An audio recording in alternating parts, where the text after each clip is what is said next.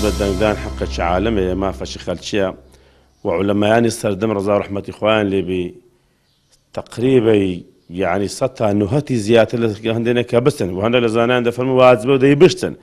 یعنی بەڕاستیە من پێم شەشی باش نییە کە خەڵک نەستە دەنگدان یان مەسەلەن کەم تەرخەمی بکە. من داوا لە هەموو خەڵکی موسڵمان دەکەم، خەڵکی ئەو کوردستانی هەر هەموو بچیت و دەنگدانێ بچیتن. وەڵا تەبعەن ئەوجا دەنگدانەکەش دەبی بەنەوع کەسانێک بیکەوە قابلیەتی ئەو مەنسەب و شوێنێ بێت. جگە تەماشای قورئان بکەی خوای گەورە قیسەی موسا پێغەمبەرمان و باز دەکە عەلەیهی سەلام کە ئەوان کچەکانی شوعەیبی عەلەیهی سەلام کە بە بابیان دەرێن ئەوەی بکەینە هەر بژێرین لۆ خۆمان لۆ چ لۆ شوانەتی حەیوانی ئەوان ئین خەیرە من ئستەئجەرتە القەویو الئەمین.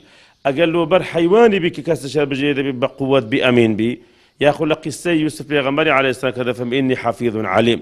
بەتەکید ئەو کەسانێک کە هەر دەبژێری دەبی مسلمان بن ئەوەی یەک. دووەم دەبی کابرایەکی ئەمین بی، دەبی کابرایەکی بە قووەت بی، دەبی کابرایەکی شارەزا بی، دەبی کابرایەک بی یعنی حیفز و ینی پارێزگاری بکە لەو ملەتە و لە ئەخلاق و ژیانی ئەو ملەتەی.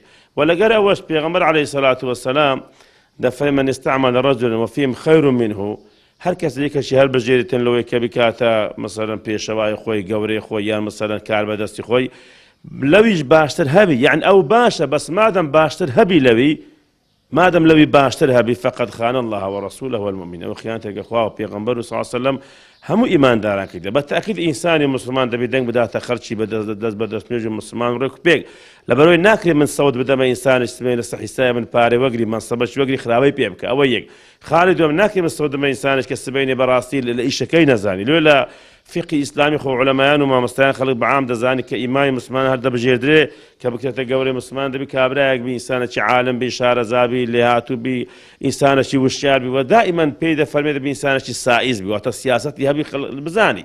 یعنی زۆر جا خەڵک بەدینە بەس کاکە لە ئیشەکەی نازانی، خەڵک هەیە مەسەلەن بەدینە بەس لە سیاسەتەکەی نازانی. لێ دەبی ئینسانێک بی کە بە معنای کەلیمە لێهاتوو بی و یعنی داکۆچکار بیتن لە ماف و ژیانی ئەو خەڵکەی ولا سەروی هەموویانیشانە بەڕاست دەبی ئینسانێکی مسلمان و دیندار بیت کە بەڕاستیەوە شاهیدی لۆدانە ئەو بە پەنجەکەیت و بە شاهیدەکەیت و ئەو پەنجەی کە ڕۆژانە چەند جار ئەشهەدو ئەن لا ئیلاهە ئیلا الله وەشهەدو ئەنە محەممەد ڕەسوول. ئێستا شاهیدی لەو ئینسانی دەدەی وەگەر ئەو ئینسانش قابلیەت بی نەیدێ وەلا تەکتموا الشەهادە. خوا دەفەرمێ شاهیدەکان مەشارنەوە بەڵام دەبی شاهیدەکانیش بەحەق بدەین.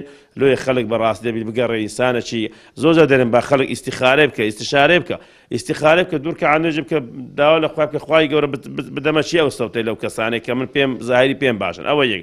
دوم ئیستیشارە بە خەڵکی ئەهلی عیلم و مسلمان بکە کە لەوانە چی هاتان پێ باشە کە بتانین دیفاعک لەو میلەت و لەو خاک و لە دینمان بکە.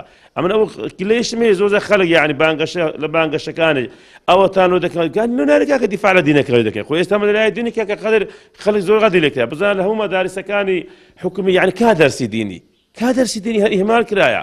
یعنی خەڵکانێک بێت کاکەم بە دیفاع لە دینەکەش دەکەین لە ئەخلاق خەڵکەش دەکەین و لێ داوا لە خەڵکی مسلمان دەکەم بەڕاستی بچن لۆ سەودانێ وە سەوت و دەنگ بدەنە ئینسانێکی مسلمان و دەست بە دەستنوێژ و بە دین و هەگە هاتچنە بیسبێنێ دوو دوعات لۆ دەکە ئاگەیستە نەکاتن. من کەثەرە سەواد قەوم فەهوە منهم هەر کەسە ڕەشاتی قەومەکی زیاد کە لەوانە هەر کەسێک ئەتوو کە ماوەکو باسم کرد دەگە ئینسانێک بی 100% نەزانی کە چاک و پاکە باشەی دەکە بزانی غەدر دەکە زولم دەکە گەندەلی دەکە دزی دەکە یان دیفاع لەوان دەکە بەڕاستی لە ڕووی شەرعی ناقێت و سەوتیان بدێ. من زۆر جار دەرێم بە خەڵکیم گوتێ کاکە حیزبایەتی و خزمایەتی لێ بەنە دەرێ حیزبایەتی و خزمایەتی لێ بەنە لۆ چکە ئەو کەسێک کە تو هەر دەبژێری خۆت و بەس لۆ حیزبەکەی خۆت هەر نابژێری ئەو کەسێک کە تو هەر دەبژێ خۆت و بەس لۆ خزمەکانی خۆت هەر نابژێری ئەو کەسێک کە دەستە ئەو شوێنەی لۆ هەموو میلەتی ئاچی کاکە لۆ هەموو خەڵکی دەچی هەر نوێنەرێک لە بەغدایە خۆ بەس نوێنەری حیزبەک و خزمەتی نییە نوێنەری هەموو میلەتی کوردە کاکە لۆیە دەبێ ئەو ئینسانە حیزبایەتی و خزمایەتی وەلا بنێن ئینسانێک بی